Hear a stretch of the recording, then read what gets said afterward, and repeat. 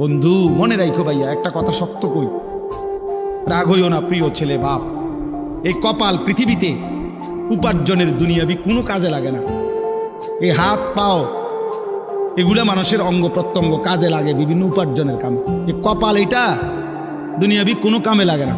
দেখ কোনো কাজের জন্য ওটা দিয়ে কোনো উপার্জনের কোনো কামে, দুনিয়ার কামাইয়ের কোনো কাজে এই কপালের এটুকু জায়গা ব্যবহার হয় না, এটা লাগে না আর কি। তাই এটা আল্লাহ তাআলা কেন বানাইছেন? খোদার কসম রব্বুল আলামিন এই কপাল শুধুই সেজদার জন্য বানাইছেন, শুধু সেজদার জন্য। এই জন্য যে কপাল সেজদা দেয় না, যে কপালে সেজদা নাই, তুই মানুষও না, মানুষের বাচ্চাও না। ইনসানের কোনো কাতারে সে পড়ে না, সে কোনো মানুষের কাতারে পড়ে না। ইনসানের কোনো কাতারে পড়ে না যার কপালে সেজদা। কারণ কপাল বানানোই হয়েছে। সেজদা কাকে বলে? ওয়াদউল জাবহাতে আলাল আরদ, জমিনের মধ্যে কি রাখা, এই তো কপাল রাখাটারই কি কয়। তার মানে সেজদা কপাল, কপাল বানানোই হয়েছে কিসের জন্য?